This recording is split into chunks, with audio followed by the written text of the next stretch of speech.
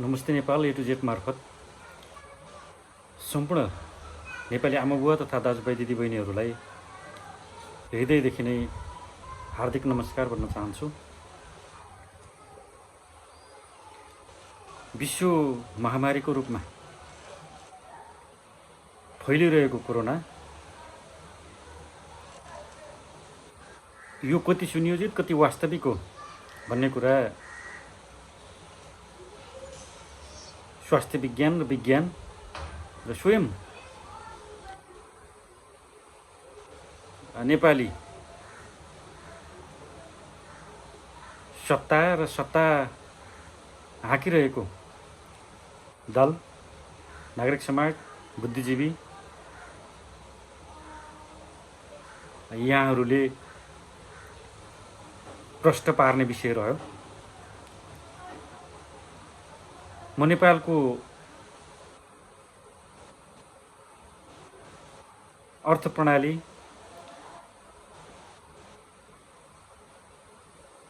नेपाली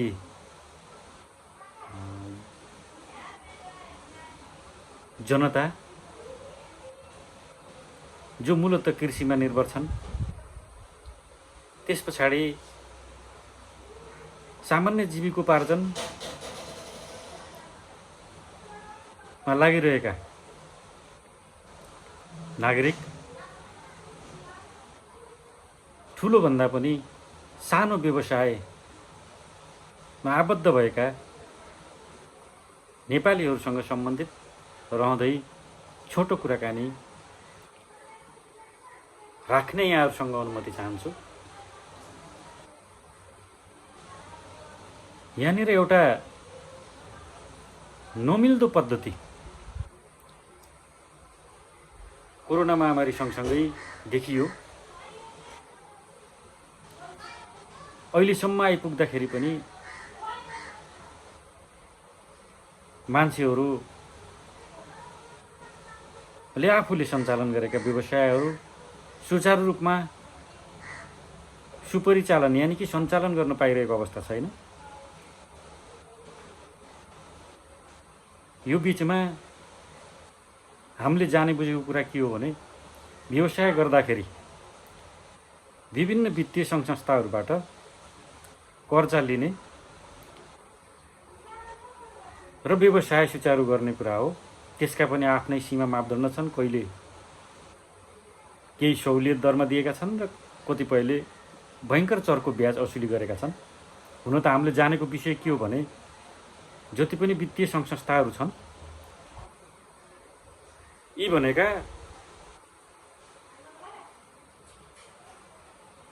मुनाफा कमाउने उद्देश्यसहित कर्जा लिने व्यक्तिलाई सहजता भन्दा पनि आफूले त्यसबाट प्रशस्त ब्याज आर्जन गर्ने र आफ्नो आर्थिक वृद्धिलाई व्यापक र विकसित बनाउने एक खालको सोच र चिन्तन सहित सञ्चालित हुने गर्छन् र त्यसको मारमा कर्जा लिने नागरिक परिरहेको हुन्छ। उसले राख्ने अवधिको हिसाबले होस्, त्यो लामो या छोटो, उसले कर्जा चुक्ता गरिसक्दासम्म उसले प्राप्त गरेको मूलधनको दोब्बरभन्दा बढी ब्याजमा बुझाइसकेको हुन्छ। हो, कोरोनाबाट बच्नको निम्ति सरकारले तोकेका सीमा र मापदण्डहरूलाई नागरिकले लाग्छ हुबहु पालना गरे। त्यस पछाडि उनीहरूका अप्ठ्याराहरूलाई सम्बोधन गर्ने सवालमा राज्य कति उत्तरदायी भयो भन्ने कुरा मुख्य हो। त्यसमा उत्तरदायिता देखिँदैन।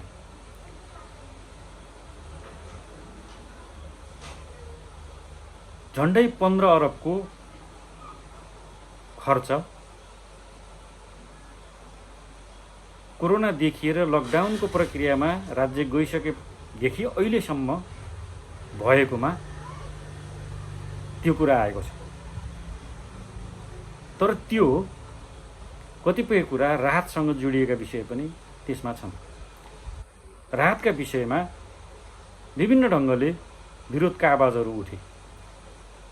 जसले पाउनुपर्ने हो, जसका लागि हो, त्यो त्यहाँसम्म नपुगेर अरूमा पुग्यो भन्ने गुनासाहरू समाचारका विषय बने। यो त्यत्तिकै बनेका छैनन्, भएरै बनेका हुन्। यसको मापन गर्ने चुस्त दुरुस्त कहीँ कतै समितिहरू बनाइयो भन्ने पनि पाइएन। आफ्नै तरिकाले जो जहाँ शक्तिमा छ उसले आफ्ना निकटका मान्छेहरूलाई राहत पुर्याएको या दिएको हुन सक्ने प्रचुर सम्भावना देखिन्छ। यो साँचो हो भन्ने मलाई पनि लाग्दछ। खुला अर्थनीति सँगसँगै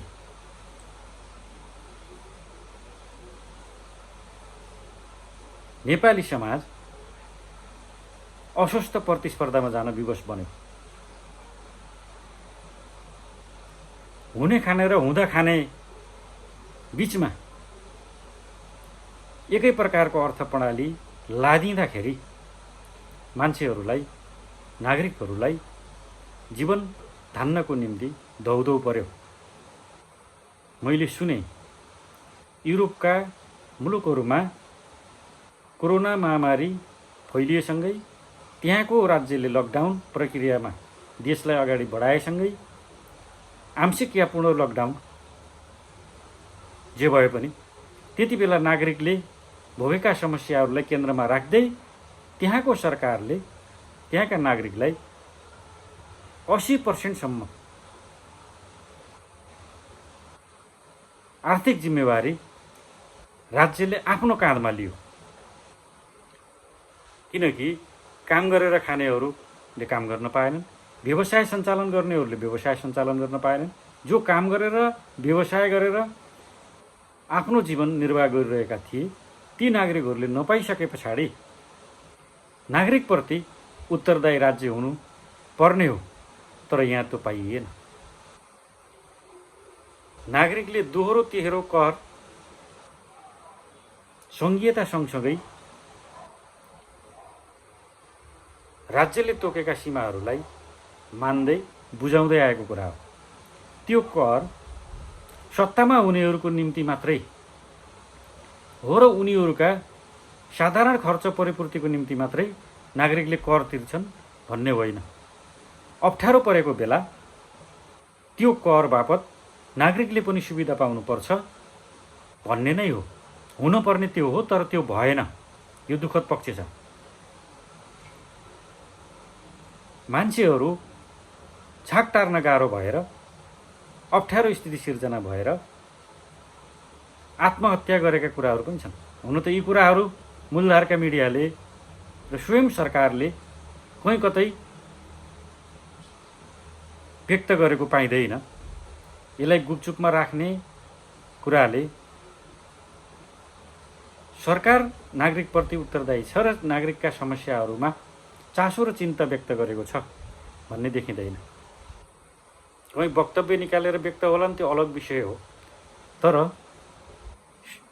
सम्बन्धित नागरिक समक्ष पुग्ने संयन्त्रहरू छन्। सङ्घ केन्द्र छ, प्रदेश छ, स्थानीय तह छ। यो भइसके पछाडि पुग्न चाहने हो भने असम्भवको कुरा होइन, सम्भव हो। तर पुग्ने कुरामा उत्सुकता, जिम्मेदारीता, कर्तव्यनिष्ठता, दायित्व यो चाहिँ देखिएन। त्यसैले गत वर्ष 5.5 अर्ब गाडी लगायतका सुविधा भोगको निम्ति खर्च गरेको पाइयो। त्यो खर्च अहिले 50 करोड बढेर 6 अर्ब बराबरका गाडी लगायतका सेवा सुविधाहरू,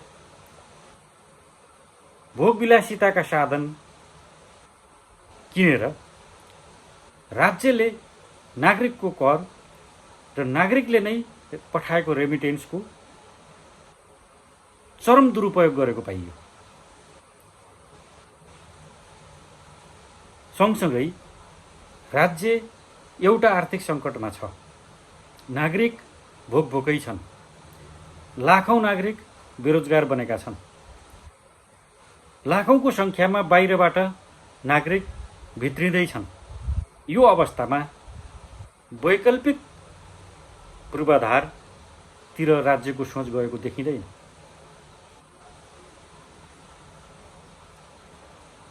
जनता सकथोक हुन् भन्ने कुरा फिटिक्कै राजनीतिक दल र त्यसका नेतागणहरूमा भएको व्यवहारिक प्रयोग कहीँ देखिँदैन। आफूमा मात्रै केन्द्रित हुने कुरा, सम्पूर्ण चिज, सम्पूर्ण सुविधा आफूले मात्रै लिने कुरामा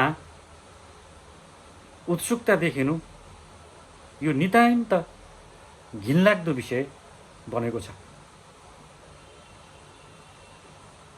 यति बेला राम्रो काम गरेका थोरै र सरकारलाई विभिन्न अप्ठ्याराहरूबाट जोगाएका नेताहरूका भ्रष्टाचारका कमिसनका कुराहरूमा फाइल नखोलेका या जोगाएका विभिन्न व्यक्तिहरूलाई सम्मानित गर्ने र तकमा झुन्ड्याइदिने काम संविधान दिवस मनाउने क्रममा भयो भन्ने सुनियो। दिने सरकार र लिने व्यक्तिहरू साँचो अर्थमा भन्नुपर्दा यो जर्जर र बर्बर अवस्थामा मुलुक गुज्रिरहेको छ। यस्तो बेला त्यो तकमा लिने र दिने कार्यक्रमलाई स्थगन गरेर त्यो तकमामा खर्चिएको पैसा खान नपाएका, लाउन नपाएका निर्वासित भोका नाङ्गा जनतालाई दिन सकेको भए कति ठुलो पुण्य मिल्थ्यो होला, कति राहत महसुस गर्थे होला ती नागरिकले। त्यसप्रति सरकार त उत्तरदायी भएन। के इमान्दार र सामाजिक व्यक्तित्वहरूले पनि त्यसमा आवाज उठाउनु भएन, मजासँग स्वीकार्नु भयो। त्यसैले निरीह जनताप्रति, निरीह नागरिकप्रति, इमान्दार नेपाली जनताप्रति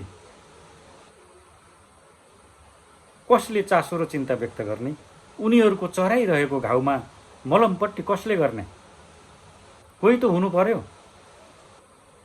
सत्ता पक्ष भएन, प्रतिपक्ष छ भन्नु पनि छैन।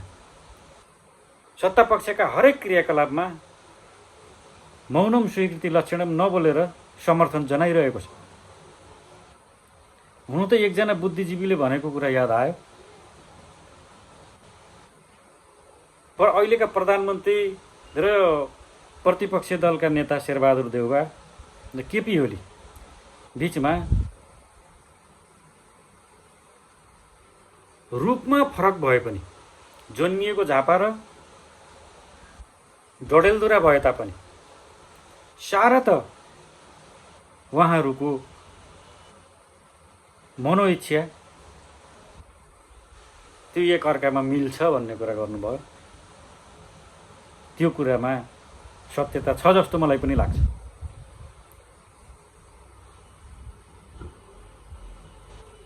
त्यसैले नागरिकलाई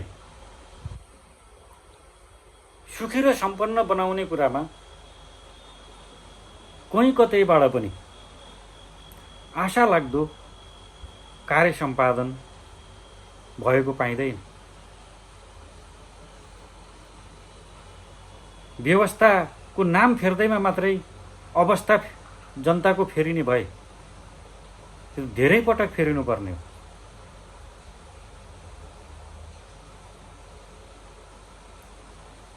बोल्न पाउने र लेख्न पाउने भन्ने कुराले मात्रै मान्छेको जीवन चल्दैन। उसले पाउन पर्ने बेसिक निड्स घाँसबास कपास स्वास्थ्य शिक्षा र रोजगारीका कुराहरू हुन्। त्यसप्रति राज्य कहिले उत्तरदायी हुने त्यो त देखिँदैन।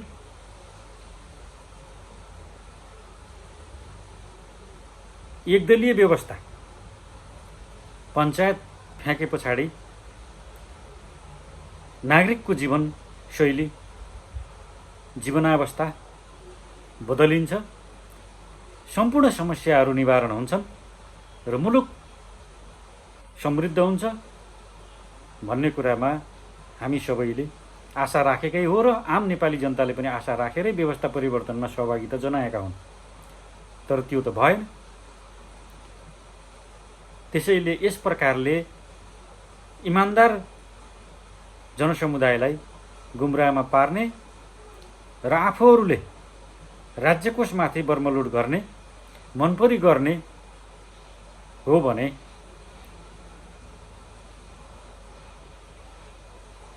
सुखी नेपाली र समृद्ध नेपाल हुन्छ त?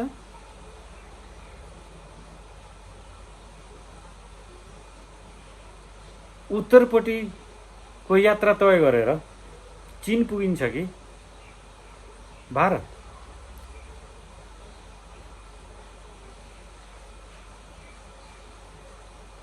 म चीनतिर जाँदैछु भन्ने अनि यात्रा चाहिँ दक्षिणतिरको गर्ने, यस प्रकारले त उत्तर पुगिँदैन। अथवा म उत्तर चीन जाँदैछु भन्ने यात्रा दक्षिणको गर्ने, यस प्रकारले त उत्तर चीन पुगिँदैन। यसै प्रकारले भन्ने एउटा गर्ने अर्को, यस प्रकारको झुट नेपाली जनताले कहिले सहनु पर्ने, भोग्नु पर्ने।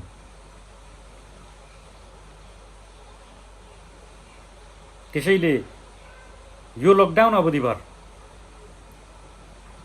जति पनि नागरिक कारोबारबाट वञ्चित भएका छन्, उनीहरूको आर्थिक हैसियत हेरिकन त्यसको निम्ति एउटा विशिष्ट समिति बनाइयोस्, ठाउँ ठाउँमा बनाइयोस्, उसले सर्वेक्षण गरोस् र नागरिकको आर्थिक हैसियत हेरिकन ब्याङ्कका कर्जाहरूबाट त्यो नलिने प्रकारको, कतिसम्म लिने प्रकारको, त्यसको छानबिन भएर त्यस प्रकारको एउटा सेवा सुविधा चाहिँ जनतालाई दिनु पर्यो। भाडामा बस्ने कतिपयको सबै भाडामा बस्नेहरूले भाडा नलिनुस् भन्दा पनि समस्या छ। कसैले त्यो भाडाको पैसाले आफ्नो चाहिँ जीविको चलाएको हुन्छ।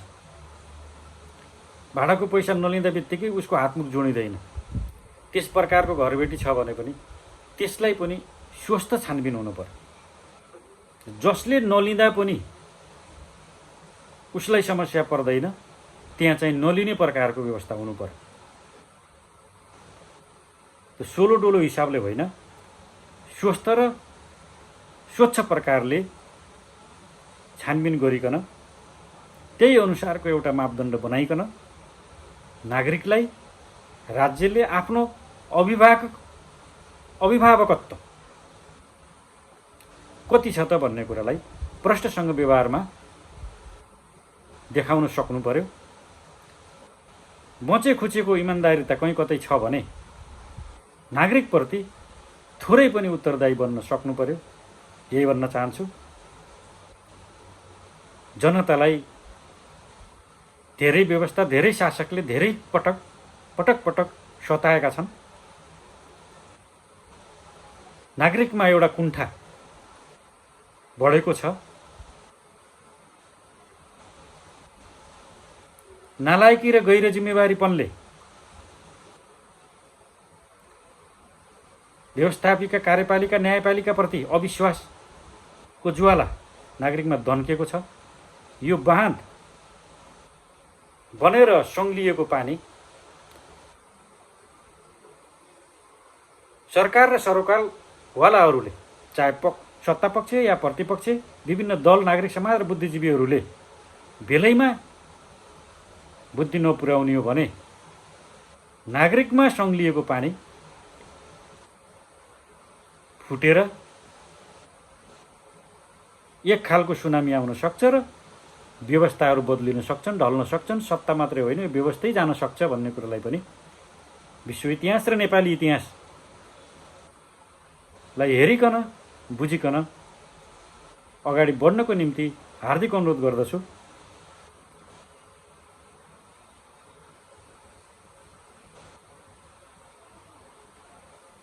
हामी सबैको मनोइच्छा पूर्ण गर्नेतर्फ राज्य थप जिम्मेवार भएर लागोस्, यही अपेक्षा राख्दछु। जय पशुपतिनाथ, जय नेपाली, जय नेपाल आमा।